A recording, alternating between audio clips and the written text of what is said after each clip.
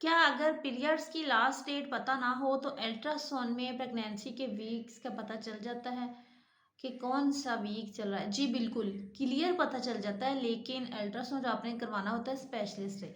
ठीक है, आप छोटे मोटे क्लिनिक में जाके जो स्कैन करवा लेते हैं वहाँ पे आपको हो सकता है कि आप मिस्टेक उनसे हो जाए, लेकिन जो आप स्पेशलिस्ट के पास जाएंगे तो वहाँ पे इंशाल्लाह ताला आपको जो वीक्स होंगे, अगर आपको एलएमपी के हिसाब से नहीं याद कि कौन सी फिक्स डेट है, तो आप किसी त्यौहार के हिसाब से महीनों का हिसाब लगा लेते हैं।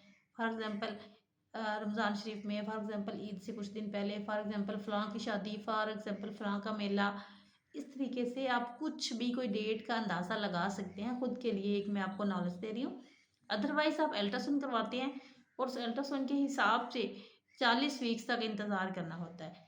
40 से एक हफ़्ता ऊपर हो भी जाए, कुछ लड़कियों का हो जाता है कि अगर उनका कोई ख़तरनाक अलामत उसमें नज़र ना आए, वो भी चेकअप के बाद ही पता चलता है। 38 वीक्स पे चेक करवाना चाहिए और पता होना चाहिए कि हमने कितने वीक्स या कितने दिन और इंतज़ार करना है।